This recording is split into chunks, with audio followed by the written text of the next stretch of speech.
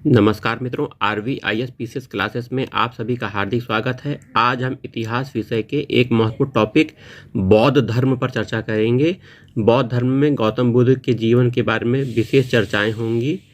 तो शुरुआत करते हैं। ये प्राचीन इतिहास का वीडियो है। सभी प्रतियोगी परीक्षा, PCS की परीक्षा, RO परीक्षा, समीक्षाधिकारी परीक्षा, SSC परीक्षा, सभी परीक्षाओं के लिए महत्वपूर्ण वीडियो है। चलिए शुरुआत करते हैं। बौद्ध धर्म, गौतम बुद्ध का परिचय जानते हैं।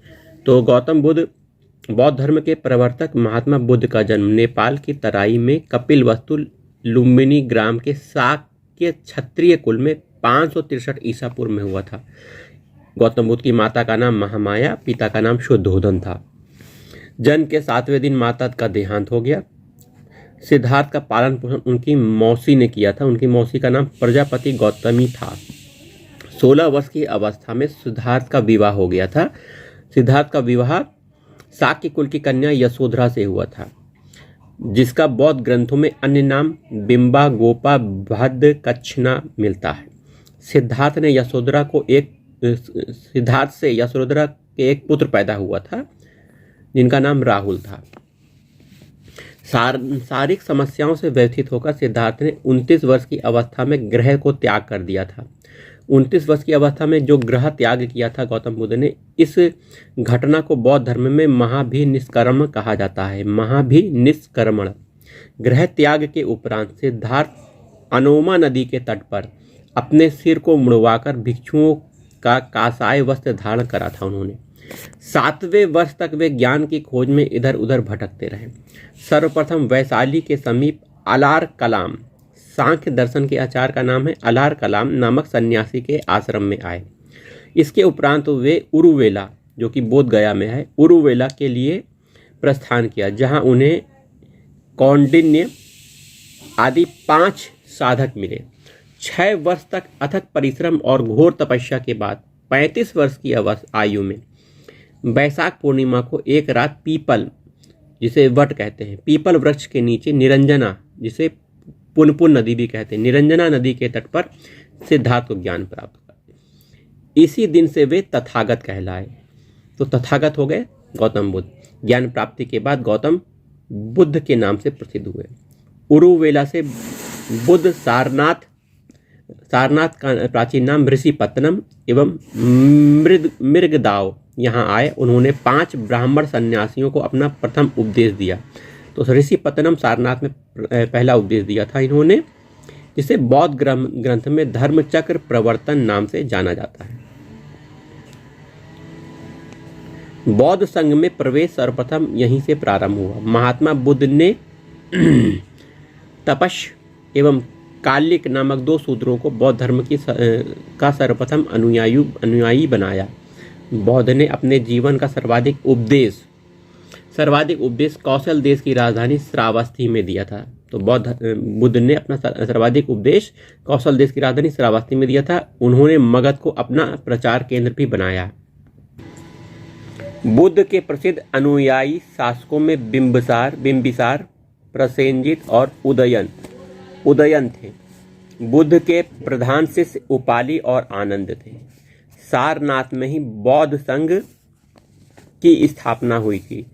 महात्मा बुद्ध अपने जीवन के अंतिम पड़ाव में हिरण्यवती नदी के तट पर कुशीनारा पहुंचे। 483 ईसा पूर्व 80 वर्ष की अवस्था में इनका देहांत हो गया था। इसे बौद्ध परंपरा में महापरिनिर्वाण के नाम से जाना जाता है।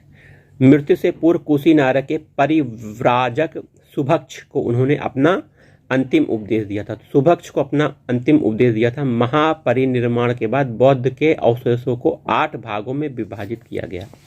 आइए बौद्ध धर्म की शिक्षाएं और सिद्धांत पर चर्चा करते हैं। बौद्ध धर्म में त्रिरत्न है। त्रिरत्न कौन कौन से हैं? एक है बुद्ध, फिर दूसरा धम्म, तीसरा संघ। बौद्ध धर्म के मूलाधार 4 आर्य सत्य हैं। 4 आर्य सत्य कौन से हैं? दुख, दूसरा है दुख समुदाय, ये देखिए दुख समुदाय, दूसरा दुख समुदाय है, दूसरा दुख निरोध है, चौथा है दुख निरोधगामी प्रतिपदा है, या इसे अष्टांगिक मार्ग कहते हैं। दुख को हरने वाले तथा तृष्णा का नाश करने वाले अष्टांगिक मार्ग के 8 अंग हैं। जिसे जिसे मध्यम प्रतिपदा या मध्यम मार्ग कहते हैं। अष्टांगिक मार्ग के 3 मुख्य भाग हैं, जैसे प्रज्ञा ज्ञान, शील तथा समाधि। तीसरा है समाधि। देखिए, इन 3 प्रमुख भागों के अंतर्गत जिन 8 उपायों की प्रस्तावना की गई है वे निम्नलिखित हैं, जैसे सम्यक दृष्टि, सम्यक वाणी, सम्यक आजीव, सम्यक स्मृति, सम्यक संकल्प, सम्यक कर्मांत, सम्यक व्यायाम, सम्यक समाधि। अष्टांगिक मार्ग को भिक्षुओं का कल्याण मित्र कहा गया है। बौद्ध धर्म के अनुसार मनुष्य के जीवन का परम लक्ष्य निर्वाण की प्राप्ति है। निर्वाण का क्या अर्थ है? दीपक का बुझ जाना, अर्थात जन्म मरण चक्र से मुक्त हो जाना। इस निर्माण इसी जन्म से प्राप्त हो सकता है, किंतु महापरिनिर्माण मृत्यु के बाद ही संभव है। बुद्ध ने 10 शीलों के अनुशीलन को नैतिक जीवन का आधार बनाया। जिस प्रकार दुख समुदाय का कारण जन्म है, उसी तरह जन्म का कारण अज्ञानता का चक्र है। इस अज्ञान रूपी चक्र को प्रतीत्य समुत्पाद कहा जाता है। प्रतीत्य समुत्पाद ही बौद्ध के उपदेशों का सार और उनकी संपूर्ण शिक्षाओं का आधार स्तंभ है। प्रतीत्य समुत्पाद का शाब्दिक अर्थ है प्रतीत्य, मतलब किसी वस्तु के होने पर किसी अन्य वस्तु की उत्पत्ति। प्रतीत्य समुत्पाद के 12 क्रम हैं, जिसे द्वादश निदान कहा जाता है, जिसमें से संबंधित है जाति, जरामण, अविद्या, संस्मरण, विज्ञान, नाम, रूप, स्मरण, तृष्णा, वेदना, सलायतन, भाव, उपादन। ठीक है, तो प्रतीत्य समुत्पाद में ही अन्य सिद्धांत जैसे क्षणभंगवाद, नैरात्म्यवाद आदि संबंधित हैं।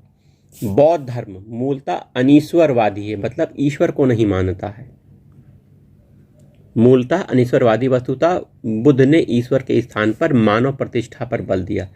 बौद्ध धर्म अनात्मवादी है, अर्थात आत्मा को नहीं मानता है। इसमें आत्मा की परिकल्पना नहीं की गई। यह पुनर्जन्म लेकिन विश्वास करता है। अनात्मवाद को नैरात्म्यवाद भी कहते हैं। बौद्ध धर्म में वर्ण व्यवस्था और जाति व्यवस्था का विरोध किया गया है।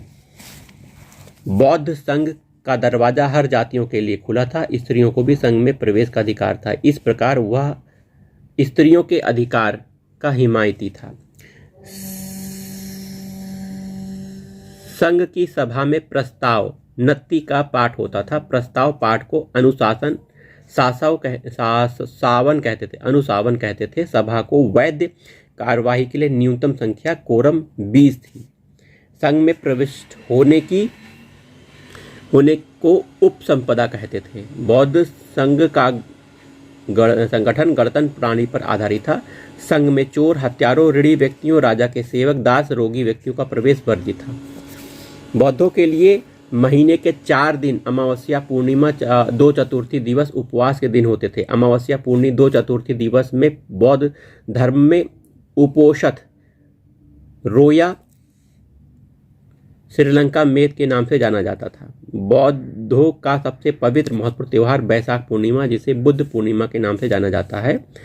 बौद्ध धर्म में बुद्ध पूर्णिमा के दिन इसलिए महत्व है क्योंकि इसी दिन बुद्ध का जन्म, ज्ञान प्राप्ति, महापरिनिर्वाण की प्राप्ति हुई थी। महात्मा बुद्ध से जुड़े 8 स्थान हैं लुम्बिनी, गया, सारनाथ, कुशीनगर, श्रावस्ती, साकस्य, राजगृह, वैशाली को बौद्ध ग्रहों में अष्ट महास्थान नाम से जाना जाता है। आइए बौद्ध संगीतियों पर चर्चा करते हैं। प्रथम बौद्ध महासंगीति राजगृह में सप्तणी गुफा में हुई। समय था 483 ईस्वी पूर्व, जिस समय बुद्ध की मृत्यु हुई थी। अध्यक्ष महाकश्यप थे। शासनकाल हर्यक वंश के अजातशत्रु का था। उद्देश्य था बौद्ध के उपदेशों को 2 पिटकों, विनय पिटक, सूत्र पिटक में संकलित किया गया। दूसरी बौद्ध संगति वैशाली में होती है 383 ईसा पूर्व, बुद्ध की मृत्यु से 100 वर्ष बाद। अध्यक्ष से साबक मीर सर्वकामनी। शासनकाल कालाशोक का था। उद्देश्य अनुशासन को लेकर मतभेद के समाधान के लिए बौद्ध धर्म स्थाविर और महासंधिक में बढ़ गया। स्थाविर और महासंधिक में दूसरी बौद्ध संगति में बढ़ गया।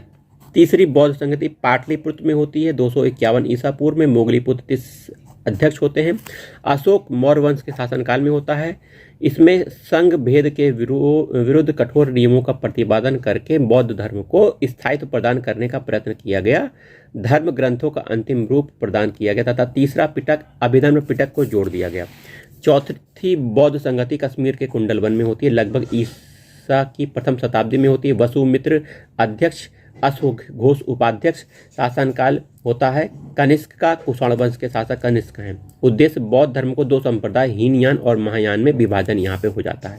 तो चौथी बौद्ध संगति में हीनयान और महायान दो संप्रदाय हो जाते हैं बौद्ध धर्म के। आइए थोड़ा सा महात्मा बुद्ध के जन्म के पूर्व अन्य धार्मिक आंदोलन। आजीवक संप्रदाय था भाग्यवादी, संस्थापक मोगलीपुत्र गोशाल। घोर अक्रियावादी के संस्थापक पूरन कश्यप। उच्छेदवादी भौतिकवादी के संस्थापक अजित केस कंबलिन। नित्यवादी के पकू घकचायन।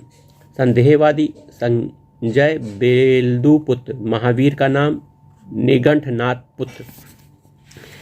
आइए बौद्ध धर्म का योगदान। भारतीय दर्शन में तर्कशास्त्र की प्रगति बौद्ध धर्म के प्रभाव से हुई। बौद्ध दर्शन में शून्यवाद तथा विज्ञानवाद जिन दार्शनिक पद्धतियों का उदय हुआ उसका प्रभाव शंकराचार्य के दर्शन पर पड़ा। यही कारण है कि शंकराचार्य को कभी कभी प्रच्छन्न बुद्ध भी कहा जाता है।